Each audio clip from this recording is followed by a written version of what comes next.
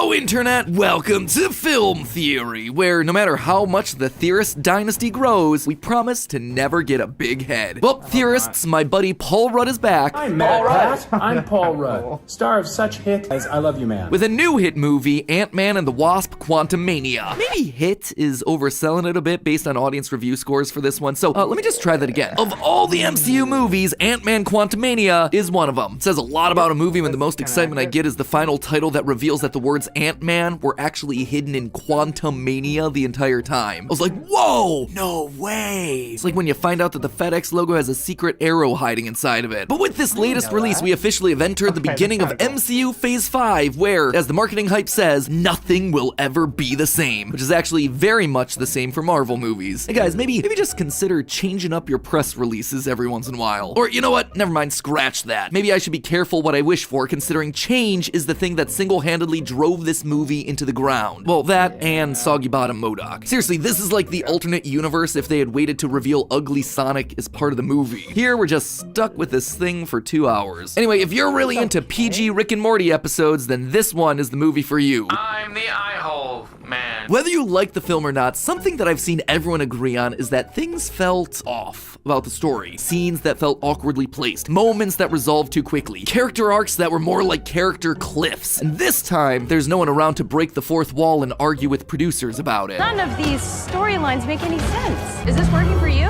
Something major changed here, and I'm not just talking about normal production stuff where things get left on the cutting room floor. There's another movie hiding in here somewhere. One that got chopped up, shuffled around, re-edited, rearranged, and reshot for some reason. And I want to know what that original movie was. I want to see the story that this was trying to tell, because my boy Ant-Man deserved better. I want to still care about this franchise and its Pharaoh Kang that looks like it just rolled out of the Party City. I want to, but it's getting real hard. And if I need to stop caring about this franchise, I want to know what went wrong along the way. Short version, get it?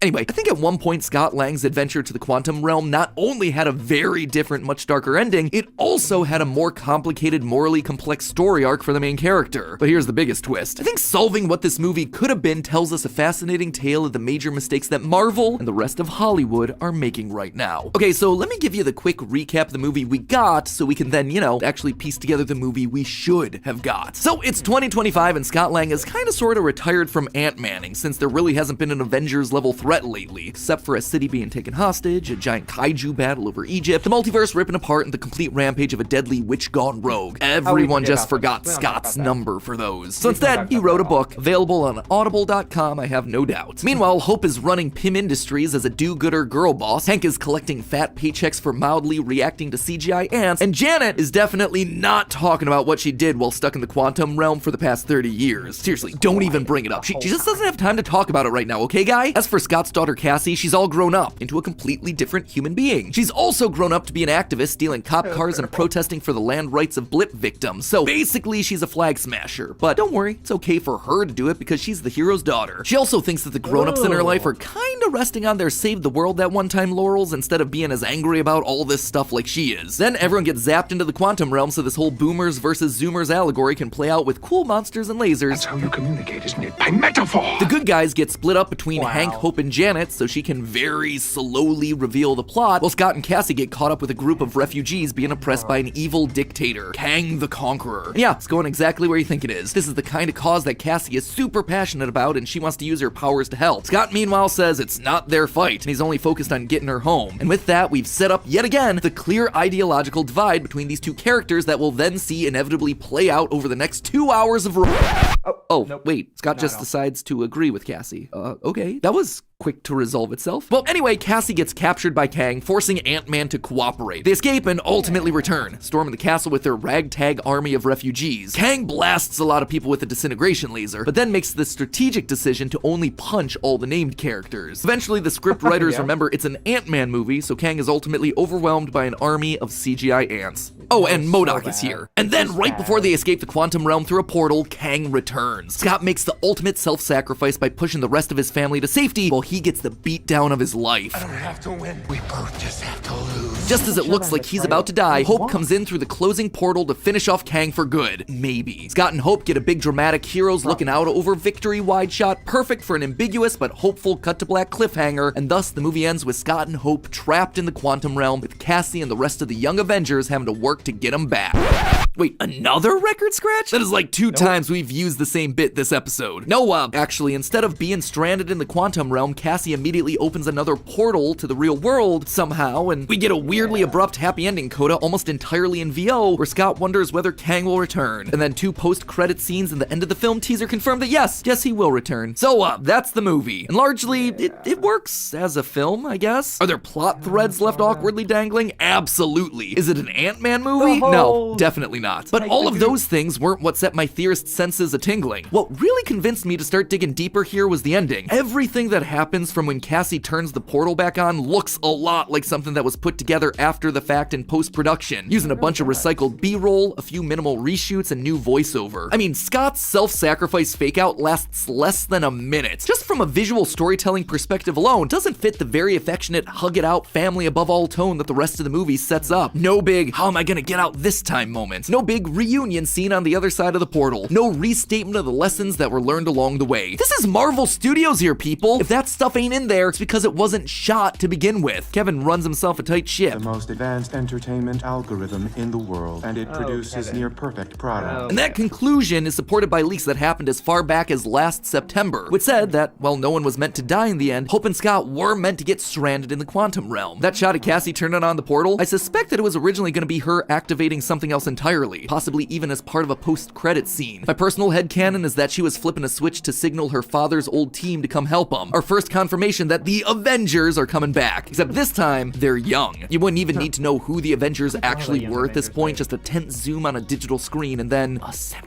But also, a self-sacrificial ending here makes logical sense as well. See, while it might be a bit of an exaggeration to say, Marvel movies all end the same way. Wait, who's saying that? one thing you probably did notice is that heroic self-sacrifice happens a lot. Far and away the MCU's third favorite trope after bad dads and villains who are actually evil versions of the hero. Thor giving up Jane to stop Loki, Wanda losing Vision to destroy the Mind Stone, Black Widow yeeting herself off the cliff for the Soul Stone, Wenwu protecting his son from the Dweller in Darkness, Peter Parker giving up his life to fix the multiverse, and of course, Iron Man's sacrifice to snap away Thanos. Heck, the way that we know that Captain America is the goodest of the good guys is that he's a jump on the grenade guy at the beginning of his story, without needing to learn any lessons about humility or respect on the way. Be ready to lay down your life for others is the moral baseline of the MCU. It's the thing that makes the good guys here. Even newer characters are being put to the same tried and true test. In Multiverse of Madness, America Chavez is only able to defeat evil Wanda after she says that she'd be willing to sacrifice herself for the good of the many. Then, and only then, is she able to become a Marvel hero who can sucker punch someone who once held her own against Thanos. What all of these stories have in common is that the sacrifice is the payoff to an arc in the growth of the character. Thor learns how to put others' needs ahead of his own. America stops running from her problems. Tony's been trying to make up for being an arms dealer since he became Iron Man. And here's the thing, Ant-Man movies have already used the trope. In the first film, Scott shrinks to quantum size to protect Cassie 1.0, and therefore stop the man who would be MODOK, even though as far as he knew there was no coming back from that choice. Why then would they do the same kind of payoff here again in the third outing? Well, here's one possibility. What if that subplot about Scott and Cassie butting heads over when and how to get involved in other people's fights that just kind of resolves itself in one scene was originally meant to be a much bigger deal? As in, the entire point of the movie kind of bigger. One thing I made fun of in my plot summary about the movie, but that's really frustrating when you actually watch it, is how slowly Janet reveals information about Kang. She knows that he's been down here the entire time. In fact, she's the one who helped Kang rise to power. She's the reason all of this is happening and why all these Rick and Morty rejects are being oppressed. But the movie delivers that information to us in a weird way. They drip feed it to us at a snail's pace, like much longer than a typical movie would deliver this information. They keep the name of the villain secret for a bunch of the runtime of the film, referring to Kang as him, all of them talking in hushed tones much longer than you would expect. And the fact that Janet is split up from Scott and Cassie means that even when she does finally find the time to explain her backstory like an hour into the film, Scott and Cassie still wouldn't know the danger that's around them. I suspect that the film was originally structured this way so that Kang's appearance and the fact that he's evil would be a big middle of the movie reveal. Now, that might seem like a big leap, but consider what this does to the character arcs in the film. What if, in an earlier version of the movie, Scott didn't take Cassie's side right away? Instead, he kept trying to only protect her. As a result, he takes up Kang's go get a thing for me offer willingly despite her objections because from his perspective, hey, we don't know what's happening down here really. He seems to be the guy in charge. Why are we assuming the weird aliens who made us drink goo are the good guys? That then reinforces the opening beats of the movie, the generational gap and their different priorities. Then it all goes wrong and the rest of the story plays out mostly the same. Hey, I'm Kang. Thanks for helping me achieve my true power. Now if you'll excuse me, I'm just gonna go oppress everything. Look at what that does. Scott suddenly realizes that he was wrong all along. He feels guilty for enabling this villain and needs to do an MCU heroic sacrifice, trademark, to atone for it, thereby reaffirming his good guy status while also establishing Cassie as having had the clearer, more righteous moral judgment all along. There's even this really strange moment in the actual film that makes me feel like we're really onto something here. Just before the big final battle, Scott stands up in giant man mode to confront Kang, and he has this angry line, shouting more seriously than we've ever heard this character sound, "We had a deal. Our word is our bond." like the Which, deal. okay, It seemed like he's there was more of mad, a he deal should be, with but what- why is he outraged that Kang, a guy he just found out existed, a guy that he only knows as an evil dictator? Is Scott really that surprised that he was dishonest with him? He has no reason to have assumed that he could trust Kang, unless all of that is a remnant from a version of the story where he did. Gotta tell you, theorists, all the pieces are in place for us. It fixes the broken story arcs, it explains the awkwardly paced storytelling, it corrects the uncomfortable and reshot ending. Kang's heel turn was meant to be a twist reveal rather than a core part of all the marketing. So why then did they make such a drastic change, and in the process butcher this movie to pieces? Because I suspect that this wasn't meant to be a Phase 5 movie, this was meant to be the end of Phase 4. Let me explain. If I'm right about what this movie's plot and ending were meant to be, look at what we're left with. A dark story about oppression, not trusting authority, and an ideological divide between older and younger generations of heroes. That doesn't sound like an Ant-Man movie, but it does sound like a Marvel Phase 4 project. For all its disjointed weirdness, Phase 4 did have itself a consistent theme: instability. Characters grappling with the realization that defeating Thanos, literally thwarting the end of the universe, didn't end every other problem forever. There's still suffering, injustice, inequality. Some of it got even worse, and now there are big disagreements over what to do about that, especially between people who feel like the biggest fight ever has already been won and those who think the fight has only just started, which of course falls across generational lines. And it's here that we pit a rising crop of young heroes who want to fight the power and often hail from backgrounds that are,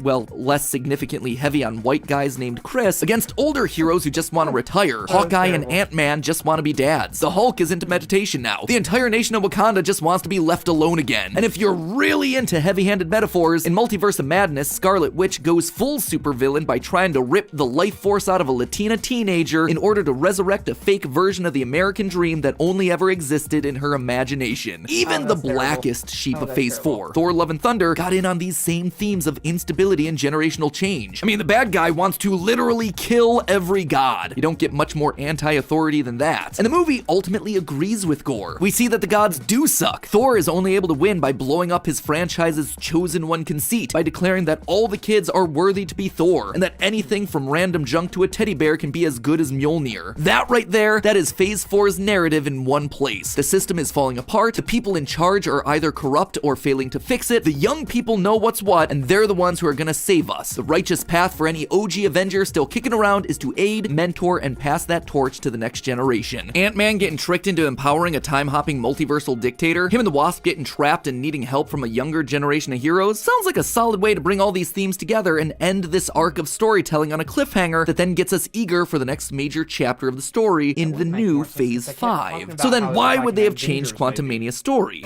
They called it the blip. But in this case, I'm talking about the real world blip 2020. COVID happened, not only delaying movie release dates, but the entire real world global economy. Movie production was at a standstill. Theaters were closing. People were turning to YouTube and TikTok for their entertainment. Suddenly, the pressure was on for Marvel to single-handedly save the cinema. Things had to be churned out as fast as possible whenever they were able to get finished. Looking at Marvel's original release schedule for Phase 4, you see that the plan was to gradually introduce the multiverse, as opposed to throwing it all out there at once. No longer was there a chance to slowly build up to the reveal of Kang, he had to be put out there front and center. People loved Thanos after all, they'll have to love this guy too. Make Endgame happen again because the world almost ended and the movie biz is on the verge of dying. Pander to how corporate suits see Gen Z. Make sure that the fans are satisfied by giving them MODOK. They've been asking for him for a while. Bigger scale, bolder choices, multi-screen viewing experiences. Look at this graph of MCU content released by year. 2021 had 5 times the amount of content of any other year before it. It was a rush, a move of desperation to recover after a year without theaters. Except, in all of this rush, they forgot why people came out to these movies in the first place. The stories, the characters, not gears of a plot working together or fan service for the sake of fan service. Earned moments with tight narratives. Compelling stories that made sense without massive plot holes. Not an over-reliance on quippy dialogue, but dialogue that was funny because, yeah, that would be what that character would say in that moment. What's killing the MCU right now, and especially Quantumania here, are moves that are made out of panic, self-doubt, a lack of confidence in the stories that they plan to tell, re-edits that result in choppy, uneven, compromised narratives as films are hacked to pieces. It took the Marvel brand, which used to act as a seal of quality, and it's now reduced it into something that, yeah, maybe